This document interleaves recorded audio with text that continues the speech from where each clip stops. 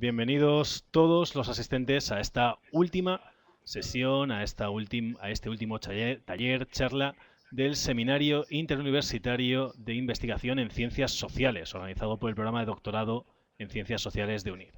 Para poner el broche a esta primera edición, a este ciclo correspondiente al curso 2015-2016, contamos con un ponente de excepción, el catedrático Javier Tourón, que es, aparte de vicerrector de Innovación y Desarrollo Educativo en la Universidad Internacional de La Rioja, en esta casa, es catedrático de Métodos de Investigación y Diagnóstico en Educación y un experto, entre otras cuestiones, en talento y altas capacidades.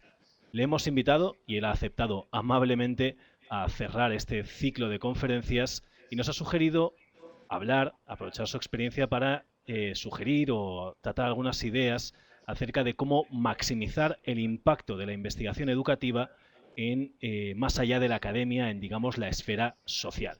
Sobre estas ideas y algunos ejes en torno a esta cuestión va a ser lo que va a protagonizar su charla durante los próximos minutos.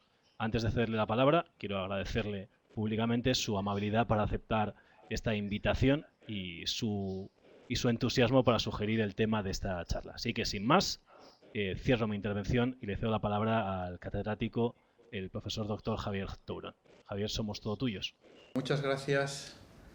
Nada, para mí es un placer y lo primero que quiero hacer es agradecer la invitación para, para dar esta sesión última del Seminario Interuniversitario de Investigación en Ciencias Sociales y conectado a nuestro doctorado.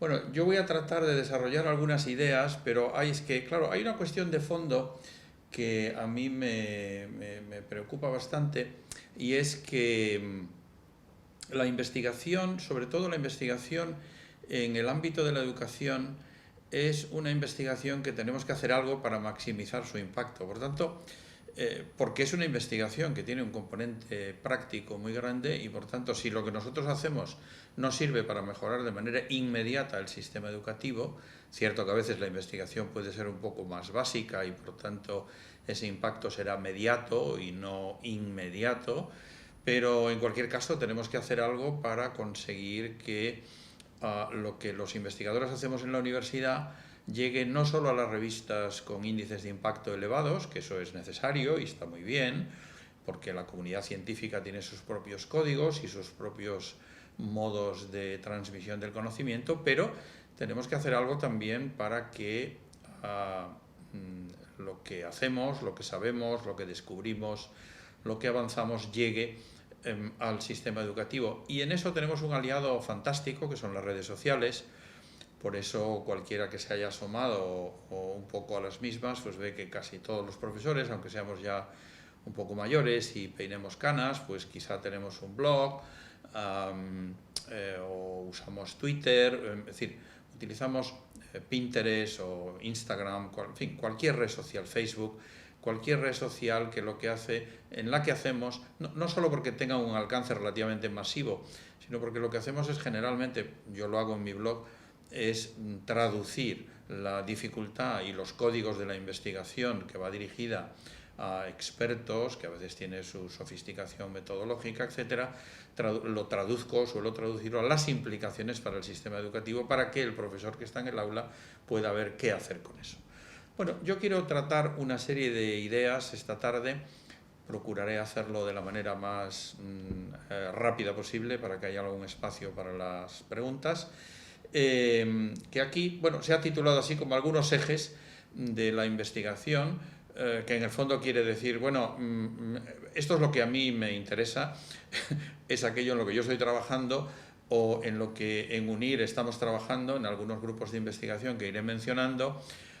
Está conectado con proyectos que vamos a poner en marcha en el futuro inmediato de meses, y que todas ellas son ideas que yo creo que tienen un impacto grande o podrían tener un impacto grande en el cambio del sistema educativo, en la mejora, en su evolución hacia un modelo que esté un poco más centrado Saben ustedes que hay tres grandes características de los sistemas educativos.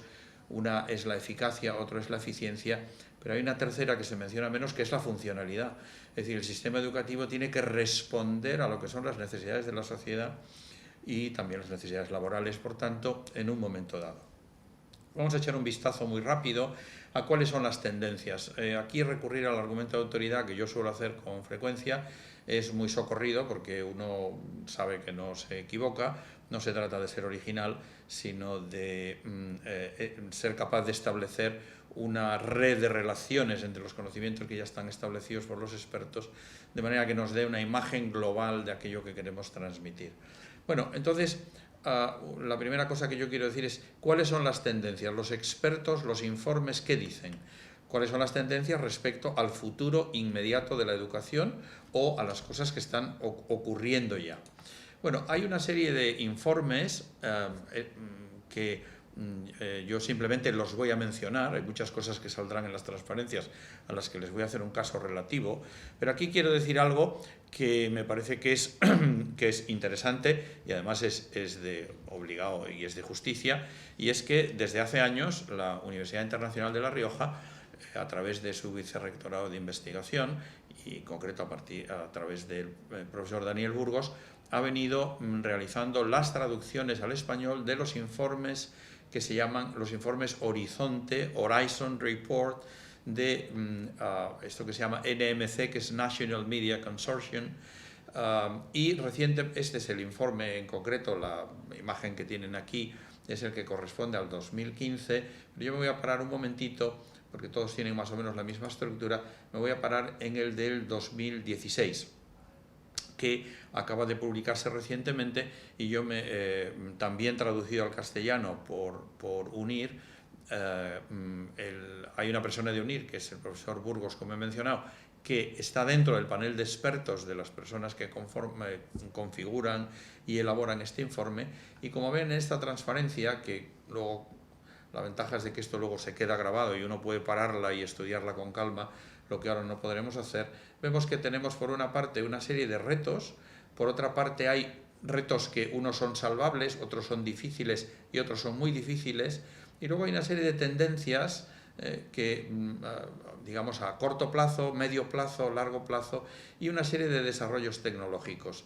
Bueno, nos costaría bastante rato analizar esto, pero yo destacaría como una cuestión central es que el uso avanzado y cabal de la tecnología, sobre todo en lo que se refiere a la realidad virtual y la realidad aumentada, por una parte, y lo que se refiere a el uso de dispositivos móviles, el aprendizaje móvil, con esos modelos diversos que hay uno que se llama BYOD, que es Bring Your Own Device, de tal manera que un alumno puede tener un modesto móvil o smartphone, o puede tener una tableta, o puede tener un portátil, en fin, el tipo de dispositivo que cada uno tenga puede ser muy útil para utilizarlo educativamente en la clase. Bueno, por tanto, el aprendizaje móvil con dispositivos diversos, pero sobre todo la tendencia a la personalización del aprendizaje. Esa es una de los grandes retos. Es un reto que se califica como muy difícil, yo creo que no es tan difícil, y precisamente, a mi juicio, luego hablaré un poco más de esto, entiendo que el uso de la tecnología en la clase, si debe permitir algo, serían dos cosas. Uno, cambiar la naturaleza del aprendizaje, pero sobre todo, y antes que nada, dirigirse específicamente a cada alumno singular. Los alumnos no tienen que adaptarse a la escuela, ni tienen que adaptarse al currículo, ni tienen que adaptarse a los profesores, no tienen que adaptarse a nada. Es la escuela y los profesores y el currículo el que tiene que adaptarse a las necesidades del alumno en cada momento.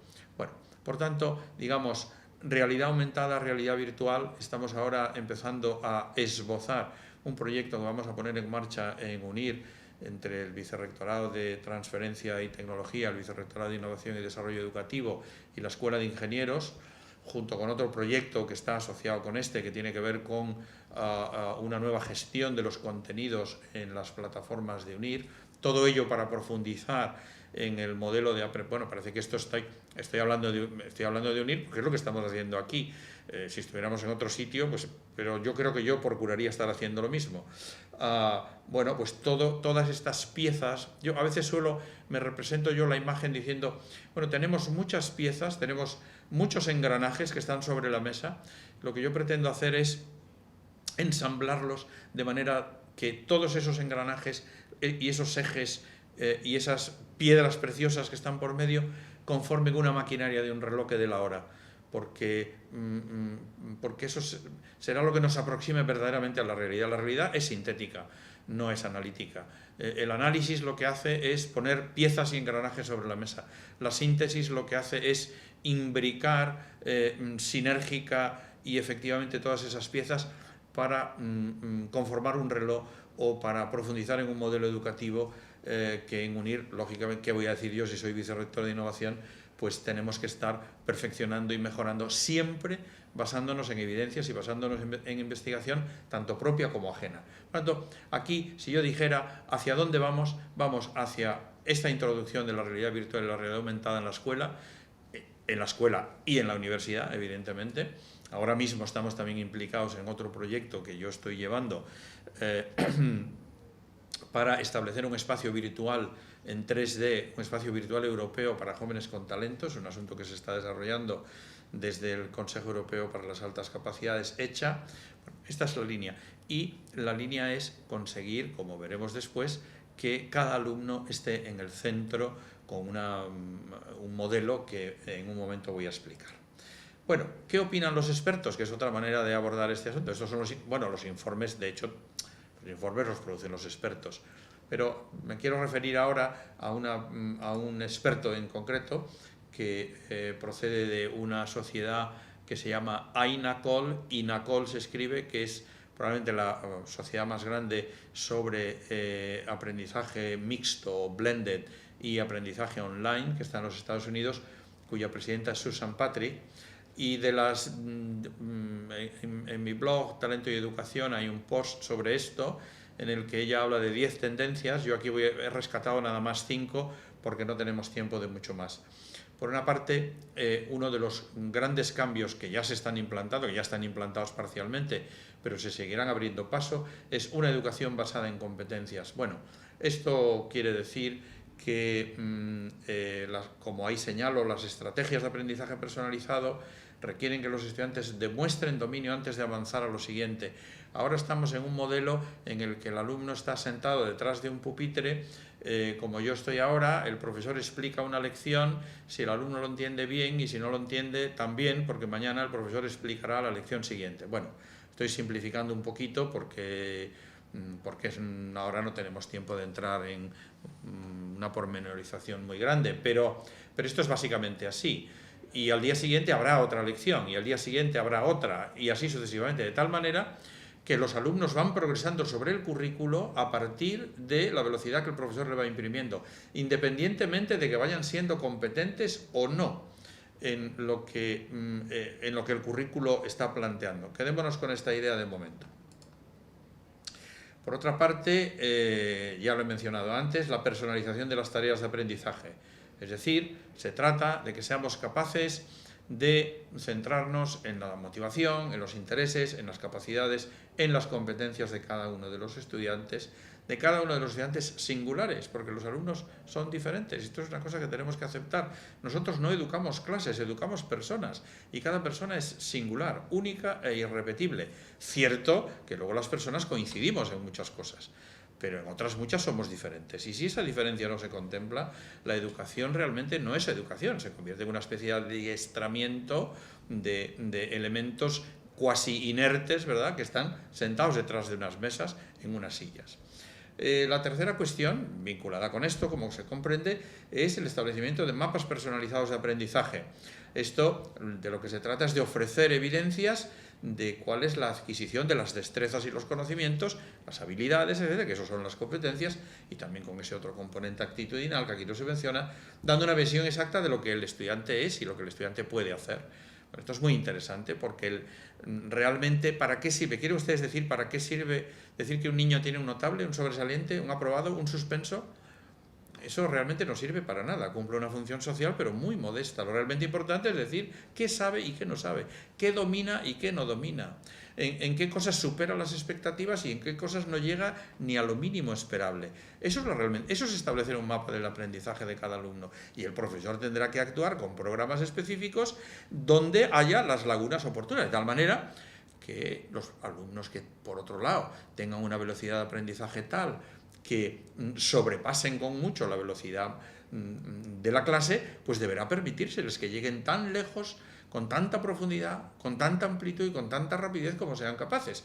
Es el caso precisamente que exige el desarrollo del talento, como me referiré después muy rápidamente. El aprendizaje mixto y las herramientas online. Bueno, simplemente menciono ahí, me refiero a alguna serie de repositorios donde hay miles de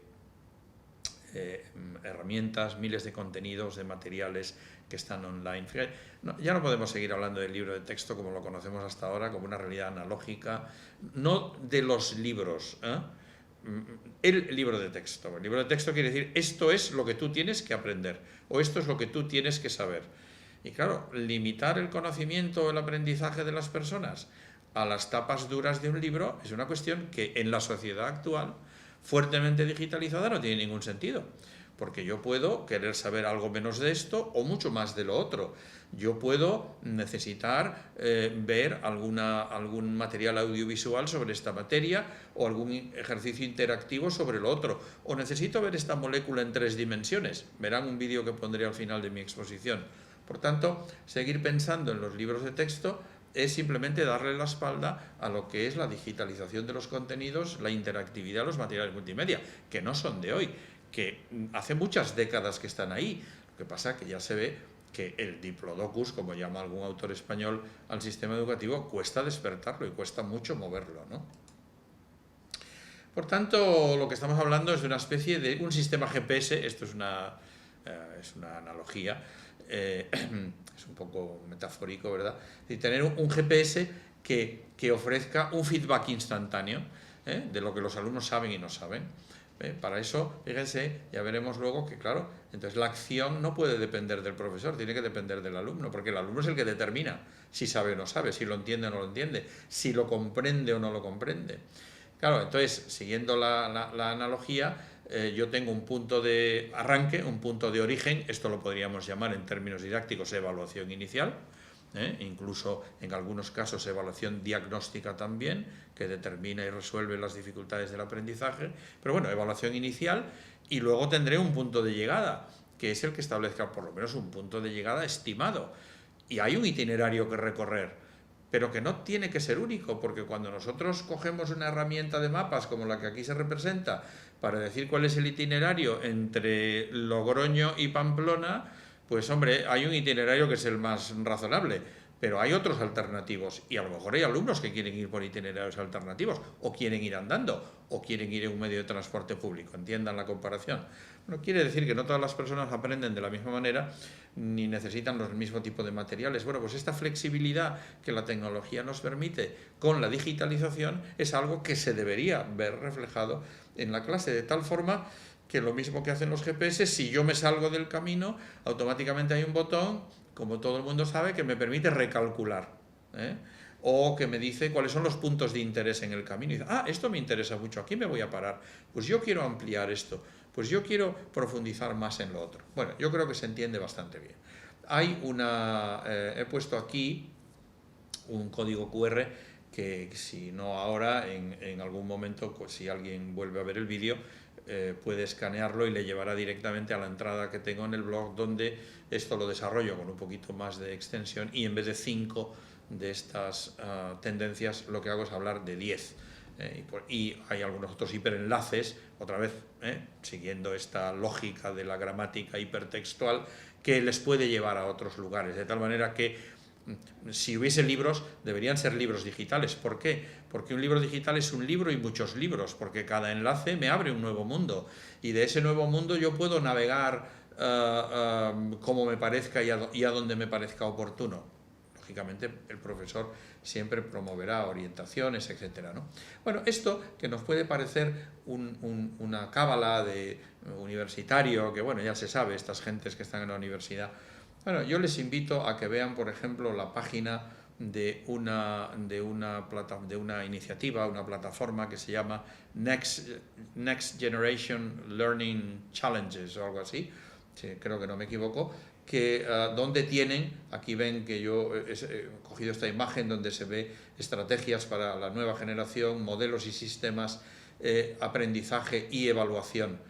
Pueden verlo también, por comodidad he puesto aquí un código QR que les llevará directamente a esta página donde hay docenas y docenas de materiales que, una vez más, el que esté interesado puede ir y profundizar en ello, el que no esté interesado pues puede seguir adelante, o el que esté interesado verá docenas de cosas y se fijará en las que más le convengan a su estado de conocimiento y a su interés y a su motivación. Pues esto es algo que tendríamos que respetar con nuestros alumnos, desde la universidad hasta el jardín de infancia.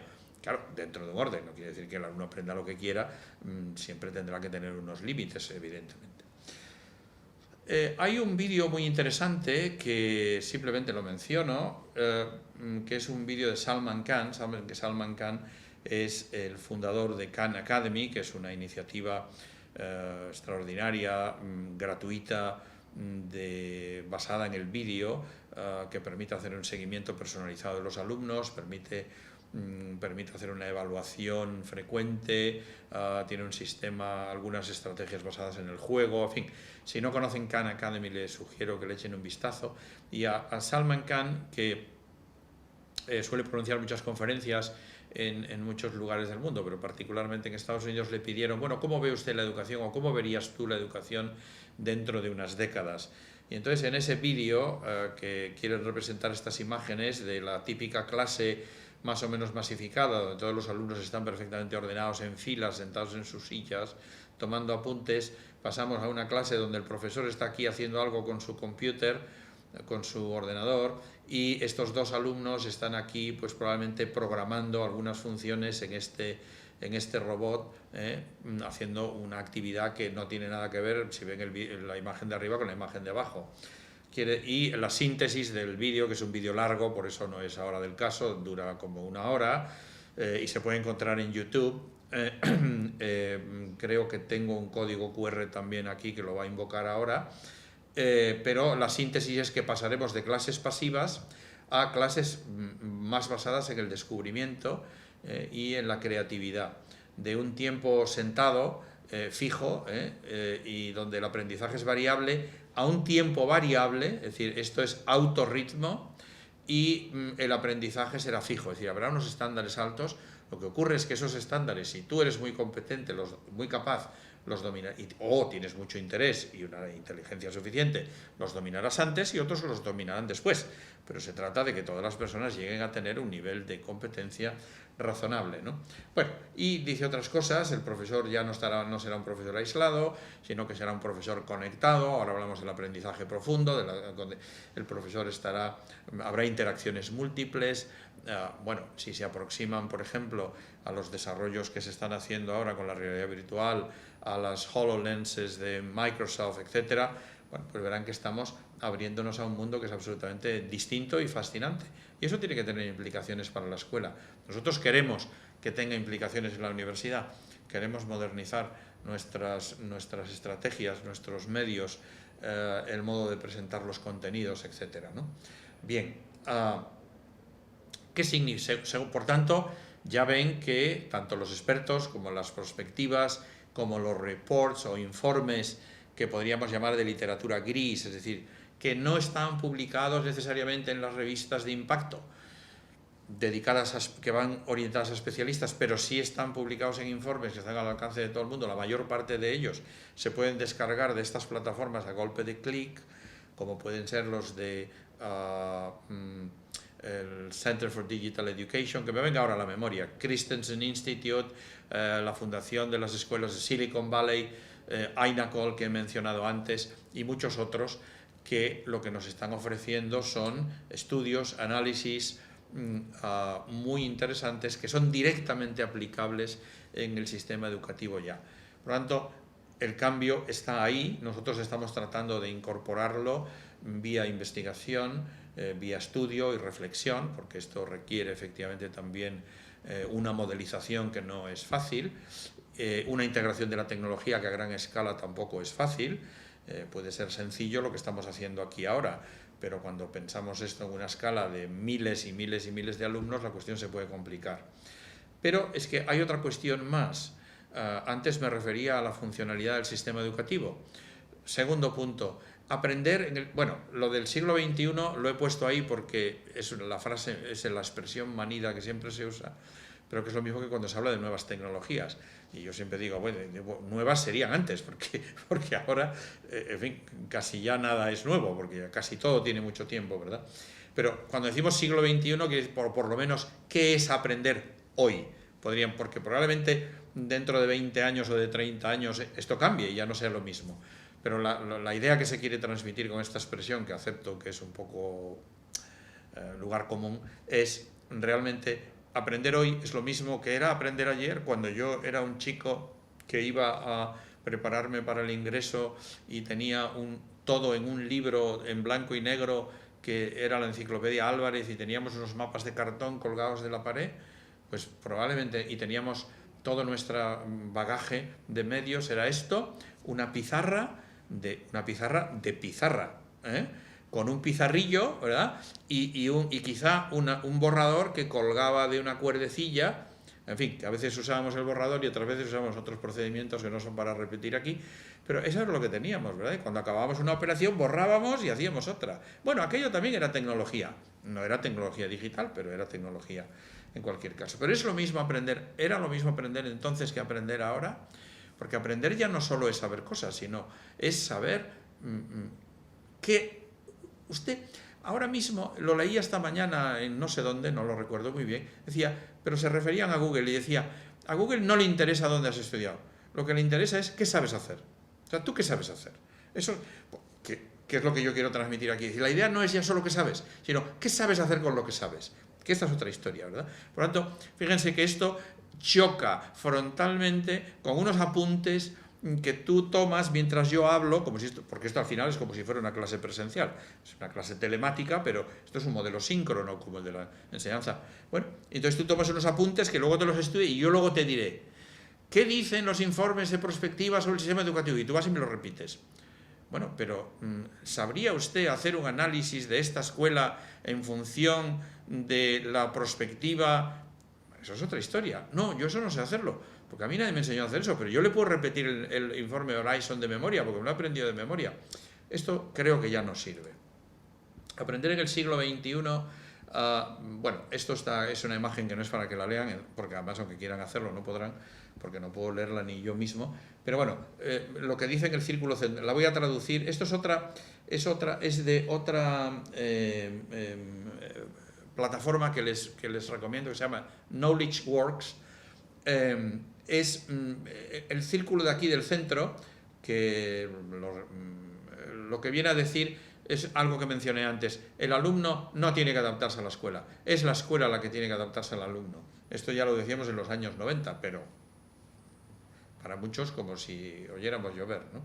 Bueno, esta es la idea de, en fin, entremos por donde entremos, en la blogosfera, en la web, en toda la información de todos los expertos que están trabajando en esto, apuntan a lo mismo: adaptación, personalización, individualización, diferenciación, uso de la tecnología para desarrollar competencias transversales que enseñen al alumno a hacer cosas que van más allá del saber. No, del saber, ahora tengo que aclarar esto porque el saber significa muchas cosas en sentido propio, no del saber, de la memorización de datos, fechas, hechos y personajes.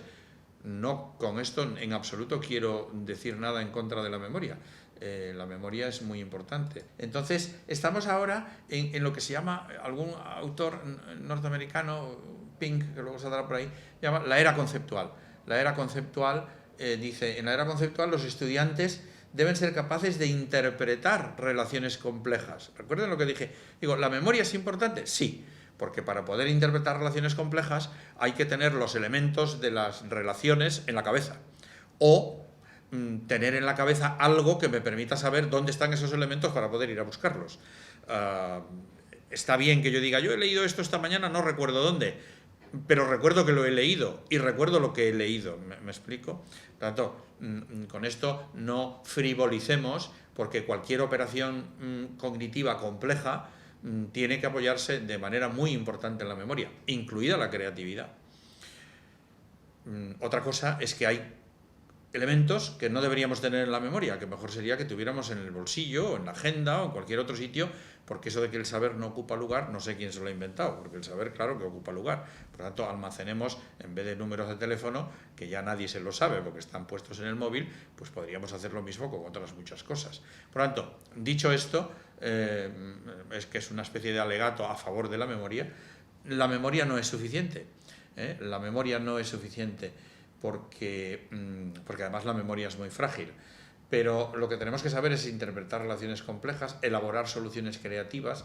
Por lo tanto, el estudiante del futuro tiene que saber y ser capaz de mostrar qué es capaz de hacer con lo que sabe, para qué le sirven esos elementos, qué cosa nueva es capaz de construir. Bueno, esta es un poco la secuencia de lo que este autor habla en este libro, que se llama Una nueva mente completa. Es pues desde la edad de la era, digamos, de la agricultura hasta en el siglo XX, que hablábamos de la era de la información, para pasar luego a lo que ahora se llama la era conceptual. Ahora lo que necesitamos son trabajadores conceptuales, porque todas las cosas mecánicas las hacen y las harán cada vez más las máquinas. Y el hombre ahí no tiene que gastar tiempo. Todos los aspectos mecánicos de la evaluación, de la gestión de la clase, de todo el management de la cantidad, del big data que tenemos, eso tiene que hacerlo las máquinas, eso tiene que hacerlo el software, para que tú, profesor, y yo dediquemos el tiempo disponible para algo en lo que las máquinas no nos pueden sustituir, porque al final la educación se resuelve como una relación entre personas, no como una relación entre una persona y una máquina, la educación. Ahora, hay muchas funciones que pueden hacer las máquinas de una manera muy efectiva y sobre todo, no se cansan. El mismo hecho de que podamos grabar un vídeo, de que esta sesión se pueda grabar y que eventualmente, voy a hacer este ejercicio de esperanza, ¿verdad? Que haya alguna idea que a ustedes les pueda parecer de interés, pues caramba, la pueden volver a ver. A veces los alumnos en las clases presenciales dicen, ¿podría usted repetir? Dice, ¿qué? No, en general. Bueno, en general no se puede repetir. ¿Pero qué es repetir en general? Es decir, o vuelva usted...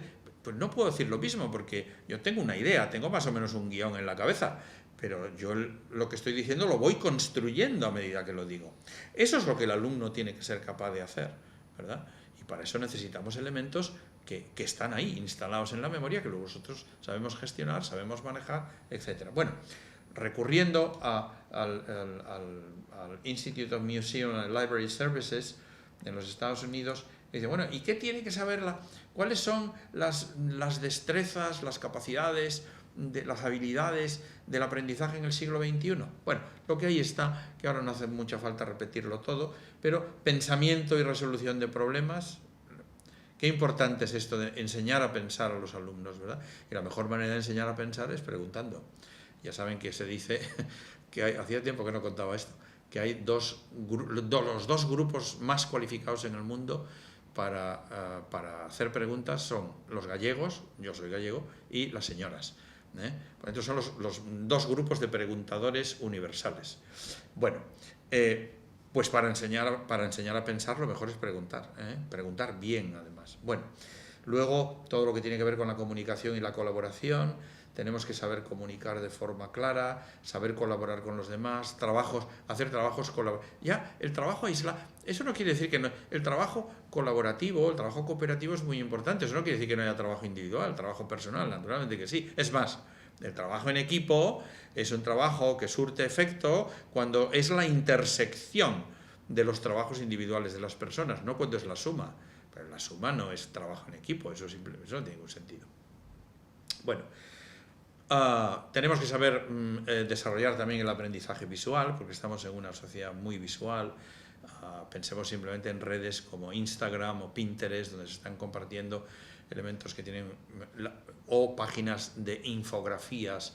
A mí me gustan mucho las infografías porque aprendo muy bien visualizando las cosas así.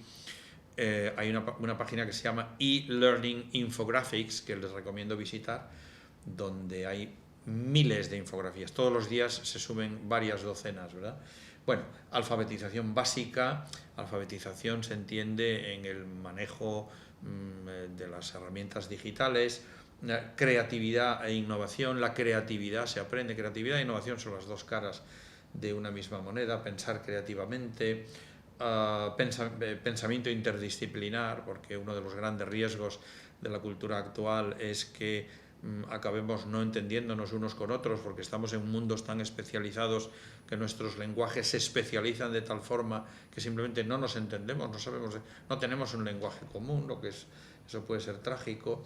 Bueno, y luego pues alfabetización científica y matemática, alfabetización sobre lo que hay en medios de comunicación y tantas otras cosas, ¿no? Por tanto, esto es algo que es transversal a cualquier currículo de cualquier escuela, ¿verdad? No me voy a parar ahora en esto porque es abundar un poco en lo mismo, y esto hay catálogos enteros, se pueden localizar en internet, pero aquí mismo, pues los alumnos de ahora tienen que ser capaces de producir conocimiento, de manejar herramientas, de crear itinerarios personales de aprendizaje, de tener perfiles en la red y que sean perfiles protegidos, que sepan qué información se puede compartir y cuál no, que sean capaces de crear documentos multimedia que combinen texto, gráficos, vídeo y audio, eventualmente si es necesario para su trabajo, que lo será, explorar y navegar por el mundo online e interactuar en entornos virtuales, etc.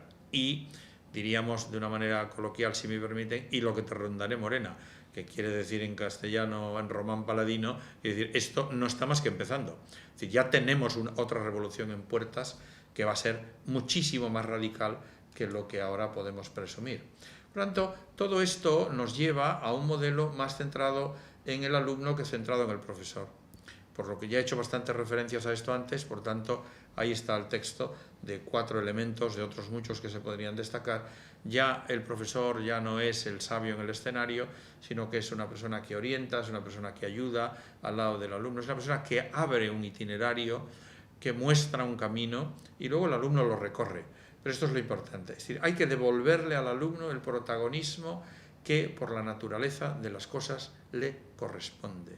El alumno es protagonista, cada uno somos, cuando digo alumno quiero decir estudiante, quiero decir aprendiz, cada uno somos protagonistas de nuestro propio aprendizaje. Nadie puede aprender por nosotros. Y por tanto, cuando hablaba antes de la personalización, lo que quiere decir es que vamos a un modelo más centrado en el alumno y menos centrado en el profesor, entre otras cosas. Porque cuando yo centro el foco en el alumno es el que gobierna su aprendizaje. Y por tanto el currículo ya no lo desarrollo yo. El currículo va progresando. Yo lo que puedo es proponer actividades, caminos, itinerarios, lo que he dicho antes. Pero el que recorre el camino es el estudiante.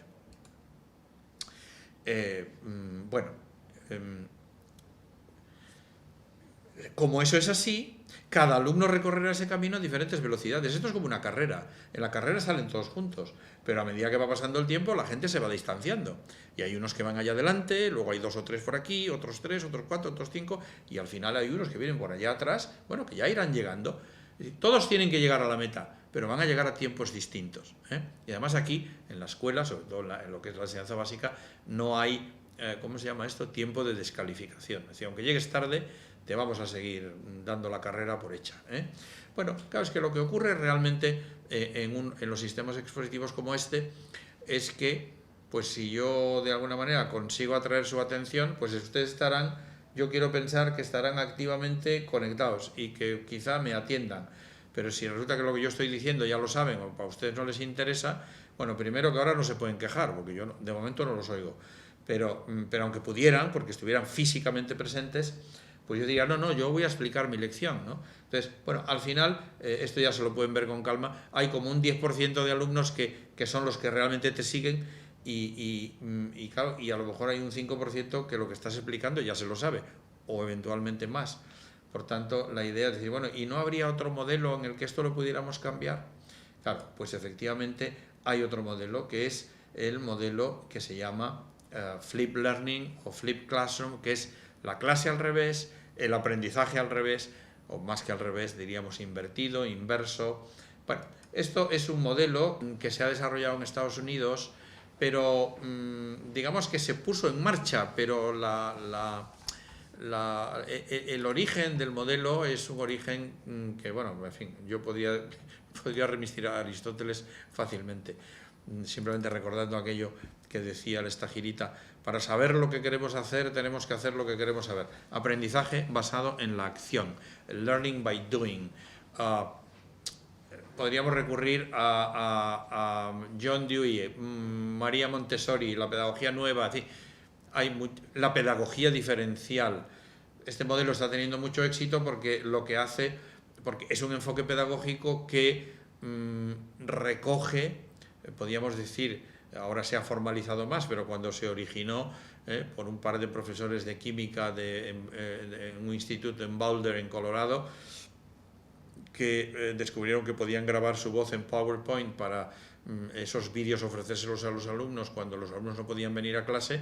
Bueno, fueron con mucha inteligencia y mucha sagacidad, tiraron de un hilo, ¿verdad?, que podemos decir que es un modelo que nació accidentalmente, pero los mimbres de ese modelo están en la pedagogía desde el tiempo de los griegos. Bueno, este es un enfoque que lo que hace es que la instrucción directa, lo que estamos haciendo aquí ahora, que sería una parte de modelo síncrono, esta parte síncrona, en vez de ser una situación en la que yo estoy haciendo una exposición, aunque eventualmente esto se puede hacer, pero lo que no tendría mucho sentido es que esto lo hiciésemos siempre. Las lecciones expositivas tienen sentido porque transmiten mucha información en poco tiempo, o porque dibujan un determinado panorama, pero a partir de aquí ya, las próximas veces que nos viésemos, lo que tendríamos que hacer es no que yo enseñase, sino que empezásemos a discutir, a trabajar algo que yo hubiera sugerido como tarea o como exposiciones para ver por su cuenta del alumno, para resolver dudas, para hacer trabajos en equipo, es decir, para hacer todas esas actividades que lo que hacen es activar al alumno en su trabajo, en sus funciones cognitivas, de manera que el alumno ya no es un espectador, ya no es un sujeto paciente, sino que es un sujeto agente. Y el profesor, en vez de ser un transmisor de contenidos, se convierte en un mentor, en un orientador, etc. Es decir, que todo ese espacio que estamos gastando de manera habitual en las clases, podemos dedicarlo a, como digo, desarrollar otra serie de competencias que son más interesantes y que complementan el aprendizaje que el alumno hace a través de su estudio. Que también quiero hacer otra reivindicación. Antes hablé de la memoria y ahora quiero reivindicar el estudio, que no es otra cosa que la ocupación del entendimiento con los conceptos, la presencia de estos en la conciencia. Quiere decir que el estudio es el camino ordinario del aprendizaje. Es un camino sistemático, además. Cuanto sin estudio no hay aprendizaje. No hay aprendizaje por ósmosis. No hay aprendizaje sin esfuerzo. Esto, ojalá, pero no es así. Por lo tanto, el estudio es muy importante. Esa es la primera parte. Pero luego lo que viene es toda esa otra dimensión de aplicación, de análisis, de síntesis, de evaluación, de creatividad, que está mucho más allá de un estudio que nos llevase solo a memorizar. Por eso, fíjense la definición, la voy a repetir, que es de Leopoldo Eulogio Palacios. Es la ocupación del entendimiento con los conceptos. A mí esto no me sugiere memoria. Ocupar el entendimiento con los conceptos me sugiere comprensión, reflexión, diálogo, elaboración, evaluación, síntesis. Me sugiere mucho más todas estas cosas. Bien. Digamos que hay un modelo, este modelo al que me refería. Estamos trabajando en ello, en UNIR. Tenemos un grupo que se dedica, que yo dirijo, que se dedica específicamente a esto, a Flip Learning y diseño de instrucción en la enseñanza online. Ya hemos producido un primer trabajo teórico que está en fase de revisión ahora mismo, para que nos sirva de molde y empecemos a aplicar este modelo en la enseñanza de muchas materias, particularmente en la Facultad de Educación, pero no solo, porque claro, en la Facultad de Educación tenemos un reto de primera magnitud, que es formar a los futuros maestros para que sean promotores del cambio cuando lleguen a las escuelas.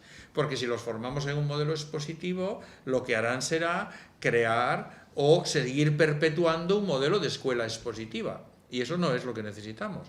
Por tanto, nosotros también estamos aquí muy implicados en el desarrollo de este grupo de investigación sobre Flip Learning, y poco a poco iremos dando cuenta de sus resultados.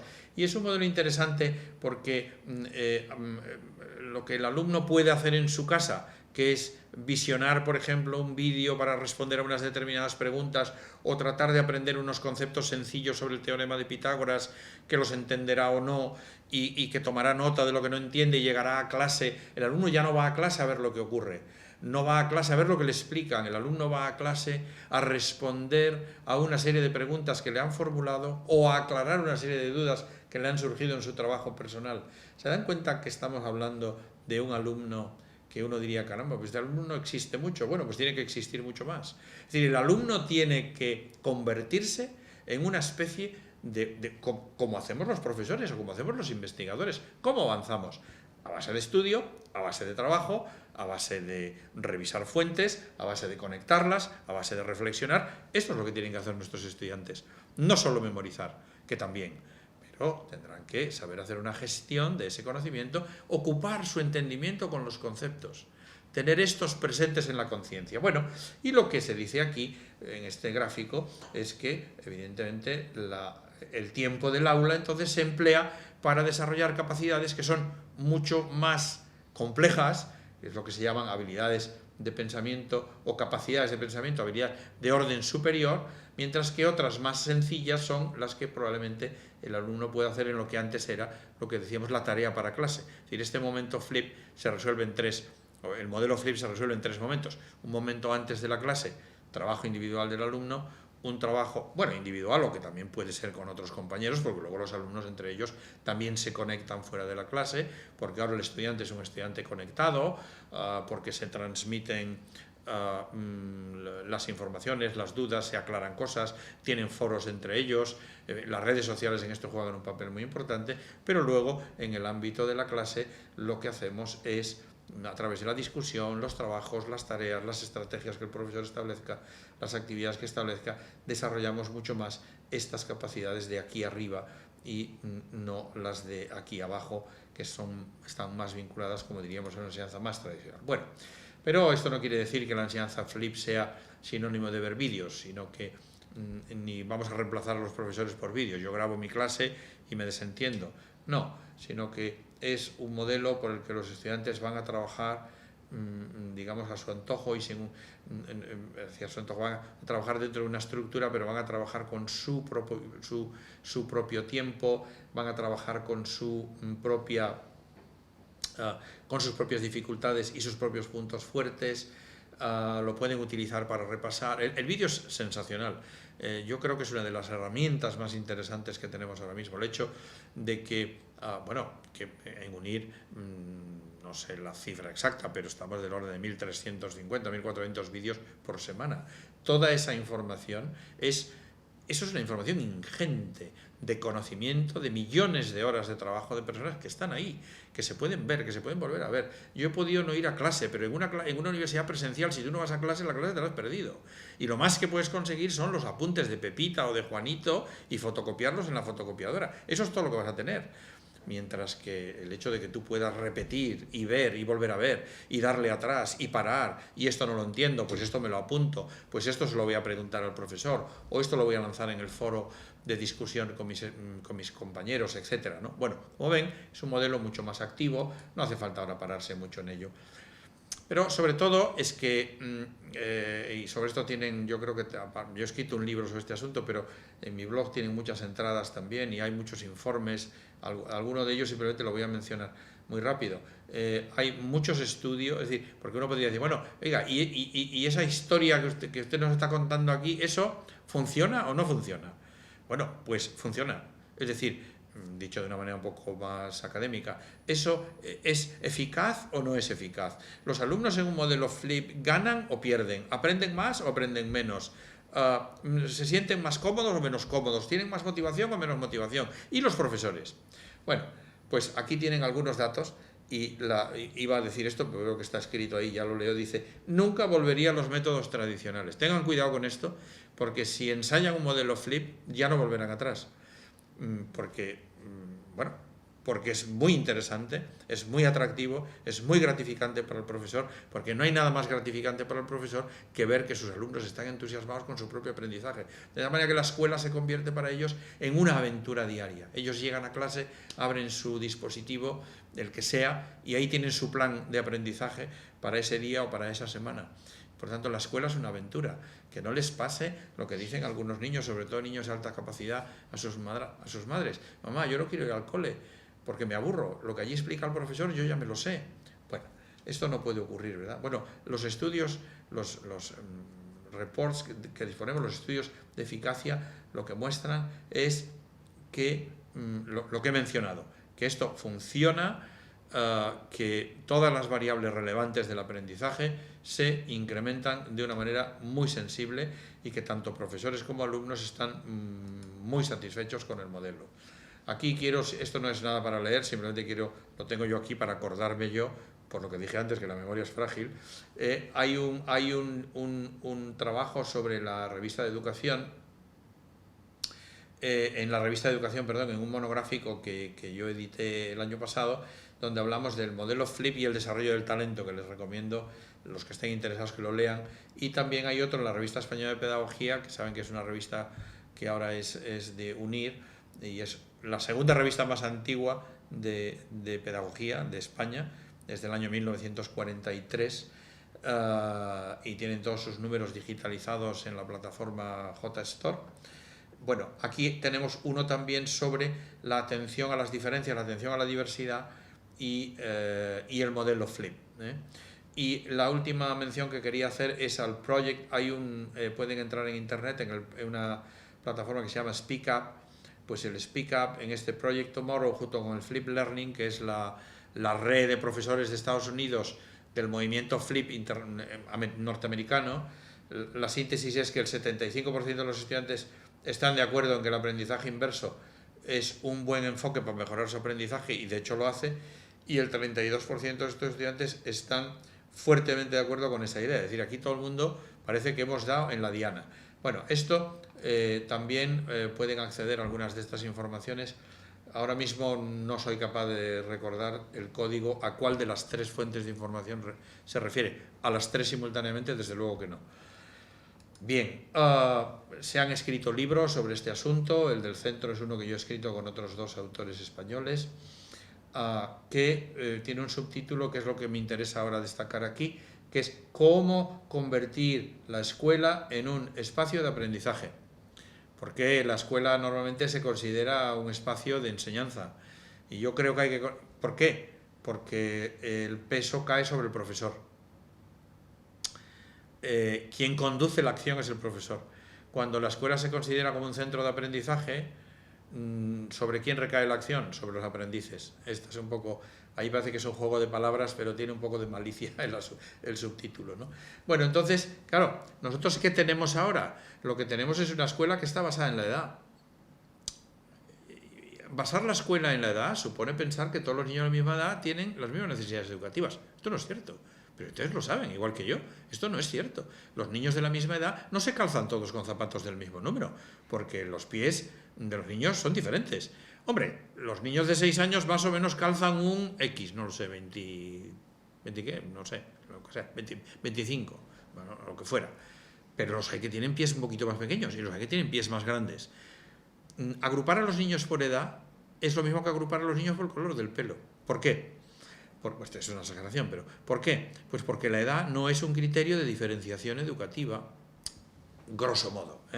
Hombre, claro, de 6 años a 25, sí, ahí sí que hay diferencia, pero ya me entiende. Por lo tanto, quiere decir que deberíamos ir a una escuela, aunque los niños sigan agrupados por edad, porque yo no, ya sé, en en fin, ya sé que esto no lo vamos a cambiar, ni hoy, ni mañana, ni nunca. Pero lo que sí tendríamos que cambiar, que se puede cambiar mañana o esta misma tarde, es que aun estando los niños agrupados por edad, no hagan todos lo mismo. Lo que hagan dentro de la clase agrupados por edad, que sea correspondiente a sus competencias, no a su edad. De tal manera que mientras un niño en una clase determinada puede estar haciendo sumas sencillas, otro puede estar resolviendo ecuaciones de primer grado, si fuera el caso, digo ya por exagerar, o haciendo problemas complejos sobre el teorema de Pitágoras. Eso es lo que quiero decir.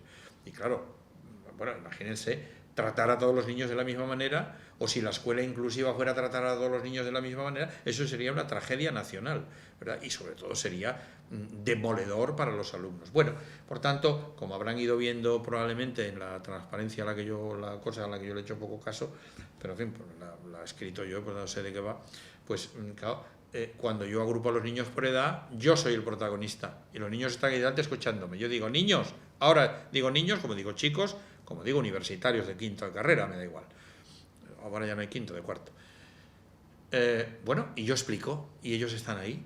Bueno, entonces eso es un modelo, es un espacio de enseñanza, es un modelo de reproducción.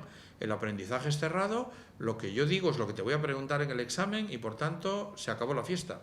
Pero claro, lo que he dicho al principio, fíjense que esta es la pescadilla que se muerde la cola, decimos en España, es decir, que volvemos al origen, lo que queremos es un modelo donde el currículo sea diferenciado, flexible, abierto, donde cambia la dificultad, donde cambia la velocidad, donde el nivel de reto es distinto. No me he referido aquí de una manera específica a los niños de alta capacidad, cosa que algún día haré si el profesor Segado me vuelva a invitar, cosa que empiezo a dudar ya, porque llevo aquí mucho hablando. Pero estoy terminando, Pero, por tanto, necesitamos un modelo de desarrollo del talento personal. ¿Y cuándo se desarrolla el talento personal? El que tú tengas. Cuando todo se centra en ti. Y en el otro, y en el otro, y en el otro, y en el otro. Pero no de manera grupal, sino de manera personalizada. De manera personalizada. Esta es la idea. Y entonces iríamos a un espacio de aprendizaje. Y la escuela entonces se convierte en un modelo de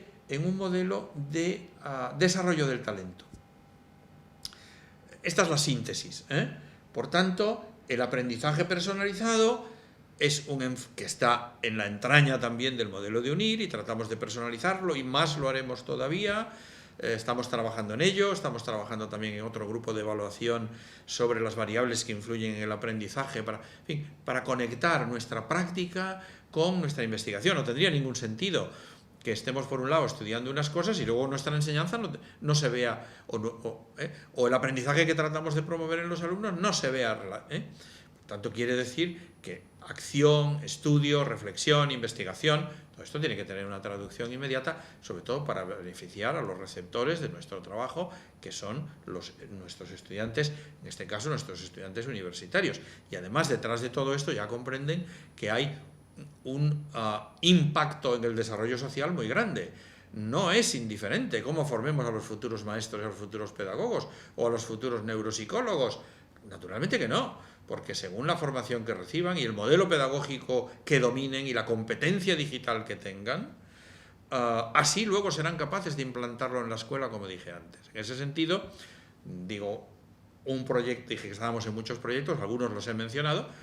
Esto no es un catálogo de proyectos, pero ahora me ha venido, al decir competencia digital, me ha venido a la cabeza algo que empezaremos inmediatamente, muy poco después del verano, que es la Escuela UNIR de formación de profesores en tecnología educativa y competencia digital. Es decir, queremos formar a los profesores didácticamente, tecnológicamente, pedagógicamente y hacerlos competentes digitalmente para que, intersectando todos esos saberes, que son distintos, uno es el tecnológico, otro es el didáctico, otro es el pedagógico y otro es el propio contenido. Es decir, el alumno, ¿qué es lo primero que hace falta para ser un profesor efectivo? Saber mucho de lo que enseñas, primero y principal, y luego todo lo demás, claro. Bien, pues entonces decimos, en un aprendizaje, en este enfoque personalizado, pues el alumno es el protagonista y nosotros tenemos que tener en cuenta su ritmo, sus intereses, sus preferencias, sus necesidades. Y esto, fuera de parecer un enfoque pedagógico blandito, ¿cómo diría yo?, un poco melifluo.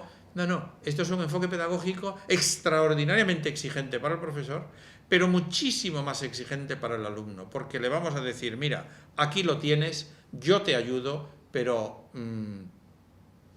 tú verás lo que haces. Esta es la mochila que tú tienes que poner sobre tus espaldas y hacerte desde el momento 1 protagonista de tu propio aprendizaje. Bueno, para que vean que esto no es solo literatura o reflexiones en la red, que podríamos llamar, quiero terminar mi exposición poniéndoles un vídeo de 2 minutos o 2 minutos y unos segundos que lo que hace es mostrar una escuela del futuro que es ya un aula de la propia realidad. Verán que se verán muchas cosas de tecnología tabletop, que se llama, y de tecnología holográfica. Si ustedes han visto vídeos sobre las HoloLenses, que están ahora tan de moda, pues verán que hay muchas imágenes. Es decir, lo que se hace aquí es integrar la realidad aumentada con la realidad física del mundo real. Yo creo que esto es muy representativo de lo que ya tenemos en las puertas, porque, como anuncié o dije antes, estamos en el principio de una revolución que va a ser mucho más importante que lo que hemos vivido hasta ahora. Vamos a ver este vídeo y luego contesto las preguntas que tenga. Muchas gracias.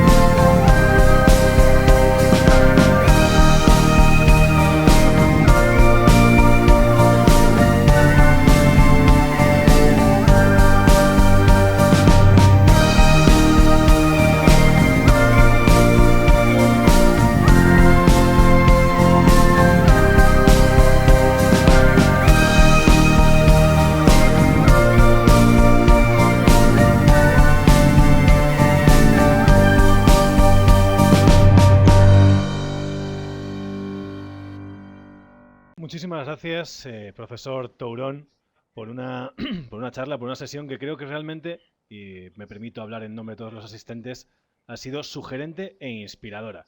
Así que, desde luego, volveremos a contar con usted, con su presencia, siempre y cuando se vuelva a dejar. Cuenta con ello.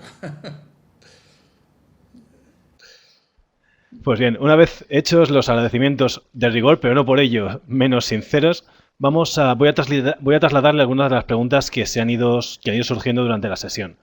La primera de ellas va relacionada con el modelo Flip Learning. Nos preguntan, se comenta que este modelo tiene que estar bien definido dentro del proyecto curricular y se plantean las preguntas. ¿En todas las escuelas se permitiría este modelo? Para ello, el profesorado tiene que estar muy bien preparado, reflexiona uno de nuestros asistentes. Sí, bueno, efectivamente, el profesor tiene que estar preparado. Esa es una de las razones por las que yo antes al final me surgió hablar de la escuela, porque nos damos cuenta de que muchas veces porque no es solo la preparación digital, que no es solo que el profesor sepa manejar una determinada herramienta. Lo que nosotros queremos hacer con un título de experto en Flip Learning o Flip Classroom, que vamos a poner en marcha a partir del mes de noviembre, es justamente dar una capacitación para que los profesores sepan cómo manejar el contenido de su materia, cómo organizar las actividades más eficientes para los alumnos y todo esto cómo hacerlo con un uso cabal de la tecnología, personalizando el aprendizaje. Claro, ¿esto tiene que estar definido? Bueno, pues probablemente hay alguna escuela, concretamente en España, hay una escuela, no recuerdo ahora su nombre, no estoy seguro, por eso no lo voy a decir, pero es una escuela de Zaragoza que es totalmente flip. Es decir, han implantado este modelo de una manera global. ¿Quiere esto decir que todas las escuelas tienen que ser flip? No. Quiere decir que todas las escuelas tienen que ser mejores. Y quiere decir que la enseñanza de cada profesor tiene que ser mejor. ¿Se puede hacer flip todo? No. Porque es como yo digo, pues cuando hablo de los temas míos del talento y la alta capacidad, digo, hombre, podríamos, ¿no sería mucho más rentable que yo te diera una clase de 1 hora explicándote cuáles son las teorías principales y más importantes que ahora mismo se manejan en la academia, o cuáles son las fuentes de información, o eso no sería más rentable y más interesante que decirte, oye, pues mira, los dos términos que en inglés se refieren a estos estudiantes son gifted y talented, y ahora vete a Google y busca. Eso no sería práctico, ¿no? Es decir, hay cosas para las que la transmisión oral es muy importante, pero como lema podríamos usar aquella expresión que decía un viejo profesor que yo tuve, decía, bueno, menos lecciones magistrales y más magistrales lecciones.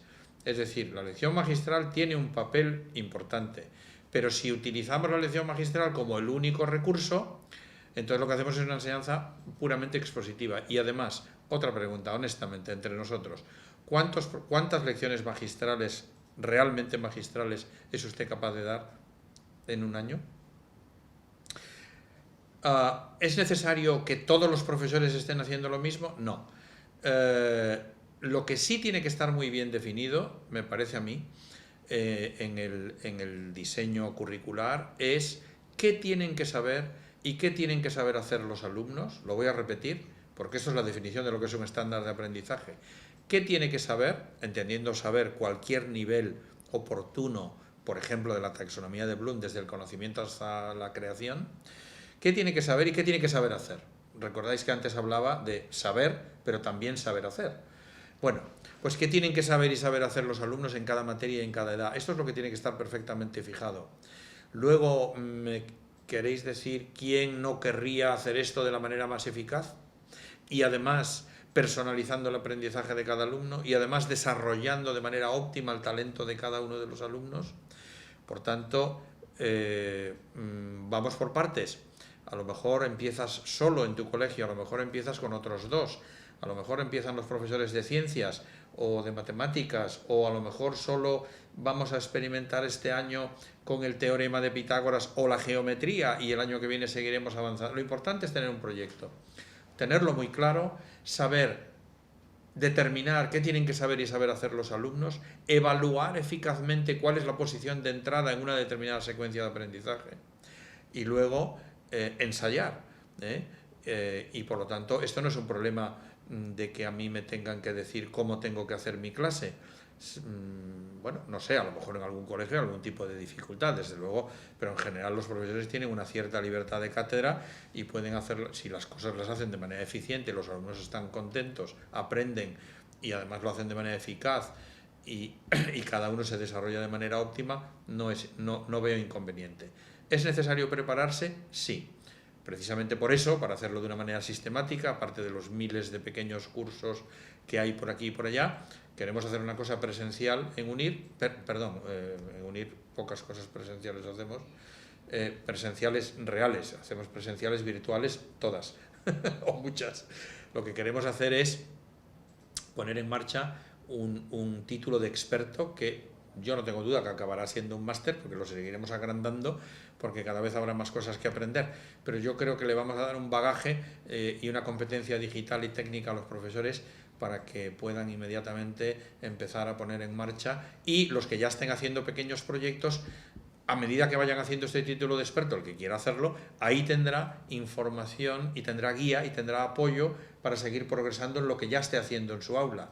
Y además les vamos a ofrecer también la oportunidad de que vean lo que otros profesores han hecho por sí mismos en sus escuelas, en diversas materias, en diversos niveles educativos, con lo cual yo creo que vamos a crear una comunidad de aprendizaje interconectada muy interesante. Perfecto. Tenemos un par de preguntas relacionadas con aspectos estructurales y aspectos, digamos, formativos del profesorado. Sobre la formación del profesorado, hay una pregunta que dice, bueno, ¿qué pasa con la cantidad de maestros que carecen hoy en día de la formación para iniciar en sus aulas este cambio de modelo? Otra pregunta en este sentido, hablando del paso del modelo pedagógico tradicional al flip learning, pregunta que cuáles serían los protocolos o mecanismos de motivación, teniendo en cuenta todos estos cambios en la participación e implicación de los alumnos. Bueno, las dos preguntas son muy importantes. La primera es más fácil que la segunda. ¿Qué pasa con los profesores que no están formados? Bueno, simplemente lo que tienen que es decidir si quieren formarse. Mira, el modelo Flip Learning no es un modelo único, porque es un modelo que participa de muchos conceptos pedagógicos, como ya dije antes, que han estado en la pedagogía diferencial por décadas, ¿no? Pero indudablemente ahora tiene unos matices muy particulares por el inmenso desarrollo que ha sufrido la tecnología digital. Los profesores que no están en las escuelas formados tienen la oportunidad de formarse. Por eso, yo que durante 36 años he sido profesor en una universidad presencial, el estar ahora en una universidad online me parece fascinante, porque todo lo que hacemos se puede poner a disposición de cualquiera esté donde esté. Antes diría, oiga, es que en mi pueblo es que en mi barrio no hay un curso de esto. Es que yo vivo en una montaña y allí... No, es que ahora estés donde estés, la formación puede llegar a donde tú estás. Es que, oiga, es que el curso se hace a una hora que no es compatible con mi horario laboral. No, pero es que un curso online no tiene horas, tú lo puedes hacer cuando quieras. Bueno, quiero decir, la respuesta es formarse. Hay medios para formarse, tanto online, como me he referido ya reiteradamente, como otros muchos cursos que se ofrecen desde las administraciones en España, a veces, que suelen ser más cortos, pero bueno, que ahí están, como en el INTEF y otros lugares. Y por tanto, formarse, y para eso lo que hay que hacer es empezar a reflexionar sobre la naturaleza del aprendizaje que quieres promover en tus alumnos. Es decir, la reflexión no es una reflexión tecnológica, a mi juicio, es una reflexión pedagógica, es una reflexión didáctica. Tú, ¿cómo defines cómo quieres que sea el aprendizaje de tus alumnos? ¿O cómo crees que debe ser? ¿O cómo se ha definido en tu centro educativo? ¿O cómo está alineado eso con lo que son las necesidades laborales y las necesidades del mundo, en fin, de la sociedad en la que nos desenvolvemos? Bien, uno. Dos, yo creo que la motivación, por todos los estudios que hemos podido ver, es, no iba a decir exagerando un poco, está garantizada. Bueno, está garantizada o está bastante asegurada si permitimos que los alumnos tomen las riendas. Porque cuando el alumno toma las riendas, él puede decidir cómo aprender.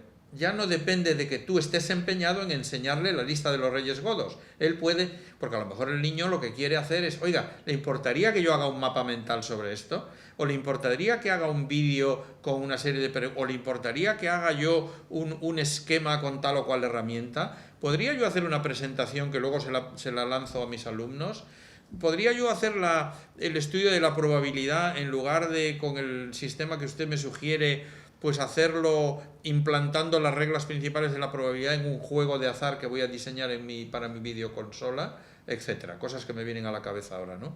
La experiencia de todos los estudios que se han hecho es que los alumnos en la inmensa mayoría se sienten muy motivados porque se sienten muy protagonistas. Y lo que yo diría es, prueba con una lección, prueba a implantar el modelo con un grupo de alumnos y verás que el cambio que se produce es radical. Porque el alumno ya no está allí para escuchar, el alumno está allí para hacer cosas. Y si alguno no hace nada, déjalo que no haga nada. Ya lo hará cuando vea que los que tiene alrededor sí lo hacen. Ya echará un vistazo por el rabillo del ojo a ver lo que está haciendo aquel allí o aquel en el otro lado. Y verás cómo enseguida se implica en un grupo de trabajo. Yo diría que la motivación en estos métodos basados en la acción es una motivación que surge casi de una manera, vamos a decir, mágica. Esto no quiere decir que no siga habiendo problemas a veces, pero la mayor parte de los alumnos conectan muy rápidamente con el modelo porque es un modelo que les da lo que hasta ahora no tenían, que es voz, elección y lo que llaman los norteamericanos les da agency, es decir, ellos se convierten, les da protagonismo. Esta es la idea. Pues teníamos, como decía, otro par de preguntas que van relacionadas más a aspectos estructurales. Una de ellas va relacionada con la financiación. Pregunta una asistente que si este modelo sería posible en la escuela pública en España a corto plazo cuando se están recortando en recursos públicos educativos. Y la otra va más al aspecto legislativo. Pregunta uno de los asistentes, ¿de qué forma se podría adaptar esto en la realidad futura, puesto que cambiaría el currículo oficial? ¿Cómo y cuándo se modificarán los viejos parámetros en la legislación sobre el currículo escolar? Bueno, yo no lo... a ver, primero, recursos. No es un modelo que requiera grandes recursos, porque siempre, podríamos decir, usando el dicho popular, siempre hay un roto para un descosido. Oiga, es que el niño no tiene internet en casa. Bueno, si nosotros cogemos ahora mismo el último informe de Telefónica, yo lo tengo recogido en mi blog, sobre la sociedad digital en España, aquí hay más dispositivos móviles que habitantes, eso ya de entrada. Todo el mundo tiene alguna conexión de algún tipo. Bueno, pero vamos a suponer que alguien no tiene. Muy bien, pues no tiene. ¿Y tampoco tiene un teléfono? No tiene teléfono. Pero tendrá un DVD. ¿No? Por ejemplo, alguien tiene un DVD en su casa. Pues tampoco, no tiene nada, no tiene ningún recurso, cero recursos. Bueno, pues yo puedo, esa parte antes del modelo, lo que sería lo que muchos alumnos han podido hacer en su clase, lo pueden hacer en el aula. Y entonces yo le puedo permitir que los alumnos estén trabajando, por ejemplo, esos vídeos que deberían haber hecho antes de venir al colegio, los que no puedan hacerlo, los pueden hacer en la clase. Siempre hay recursos y están descritas por ahí miles de estrategias. La idea es, no es necesario una gran cantidad de recursos. Habrá que adaptarse a lo que tenemos.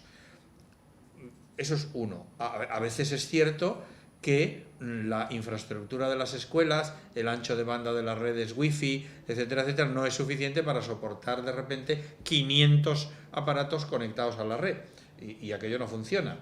Bien, entonces lo que hay que hacer es ver cómo nos podemos adaptar a las limitaciones que tenemos. Pero lo que quiero decir es que con un simple teléfono y muy poca cosa más se pueden hacer grandes historias, como por ejemplo usar Twitter en la clase, que eso no exige una gran historia, Bueno, no tenemos tiempo aquí de desarrollar eso respecto a recursos. Respecto a legislación, pues esa es la pregunta del millón. Si yo lo supiera, porque la legislación ya depende del legislador, y el legislador es un personaje curioso que también en España depende de los avatares y del anticiclón de las Azores. Y a veces, pues las cosas van de una manera, van de otra. Yo creo que deberíamos vivir razonablemente al margen, entiéndaseme lo que quiero decir, razonablemente al margen de la legislación. Es decir, yo creo que tenemos un margen de actuación suficiente para pensar, como profesionales que somos, qué es lo mejor para nuestros alumnos en el aprendizaje de las matemáticas, de la historia, de la lengua o de cualquier otra materia. Y a partir de ahí, sin saltarnos la ley a la torera, que no es lo que estoy tratando de proponer, sí que podemos, digamos, innovar en nuestros métodos pedagógicos, como lo están haciendo muchos centros en España.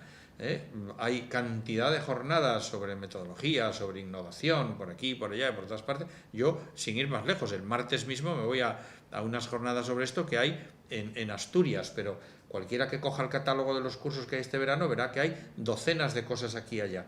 Entonces, muchos colegios lo están haciendo.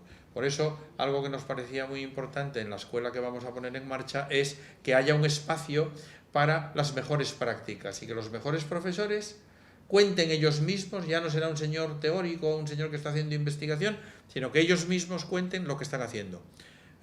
Hay algunas páginas, por ejemplo, de experiencias interesantes. Hay una página de la que yo fui coordinador, de hecho una página que nació en mi casa, pero ahora ya no estoy relacionado directamente porque mi trabajo no lo permite, que se llama theflipclassroom.es, y ahí se están en el propio libro que he mencionado antes de Flip Classroom, cómo convertir la escuela en un espacio de aprendizaje, hay 10 experiencias de 10 profesores reales de carne y hueso, de enseñanzas públicas, de enseñanzas privadas, de la ESO, de la primaria, que están haciendo cosas. Por lo tanto, yo diría, no te preocupes de la legislación, preocúpate de tus alumnos y preocúpate de que tu programación didáctica sea defendible. Y también diré otra cosa, las competencias, muchas de las competencias transversales que ya están dibujadas en la legislación son perfectamente coincidentes con lo que yo he manejado, con lo que yo acabo de decir. De lo que se trata ahora es de innovar poco a poco, de mejorar, de hacer pequeños proyectos, y hoy me plantearé cómo darle la vuelta a una unidad didáctica, mañana será media asignatura y pasado a lo mejor será la asignatura entera. O simplemente decidiré que unas partes las voy a invertir y otras no, porque considero que técnicamente es mejor hacerlo así. Por lo tanto, yo diría siempre mucho ánimo. Yo entiendo que los profesores ante lo nuevo sentimos inmediatamente un cierto respeto y decimos yo no sé, no puedo, no voy a ser capaz, no tengo, pero eso son excusas, con todo el respeto lo digo, son excusas un poco extrapunitivas, es decir, es un poco adolescente, es decir, como de esto no sé, mejor diré que las uvas estaban verdes. No, mira, reconoce que no le llegabas, pues búscate una banqueta, ya verás cómo subido a la banqueta le llegas a las uvas. Pues esto es lo mismo, búscate un aliado en tu escuela, búscate a alguien que te pueda formar, empieza a leer en algunas de las múltiples fuentes de información que están disponibles y vamos poco a poco, porque las grandes cosas se consiguen a base de muy pequeños pasos. No vamos a darle la vuelta al sistema educativo, ni a la escuela, ni a tu asignatura de hoy para mañana. Pero entre eso y no hacer nada están los pequeños pasos, que es lo que yo propondría que los profesores que nos están oyendo hiciesen, y los que no nos están oyendo también. Perfecto. Como siempre, se quedan muchísimas cosas en el tintero cuando hablamos de temas tan rompedores y tan apasionantes, pero tenemos que cerrar la sesión de hoy, una vez más, agradeciendo la exposición y la participación de nuestro ponente invitado, el profesor Tourón. Muchísimas gracias, Javier. Ha sido un placer, encantado, y pues ya haremos más el año que viene, o el curso que viene. Muchas gracias por invitarme. Saludo. Y muchísimas gracias también a los asistentes, a los participantes en esta sesión, y esperando que esta charla y todo el ciclo haya resultado de su interés. Pondremos sin lugar a dudas en marcha la segunda edición de este ciclo en el próximo curso. Muchísimas gracias a todos y feliz verano.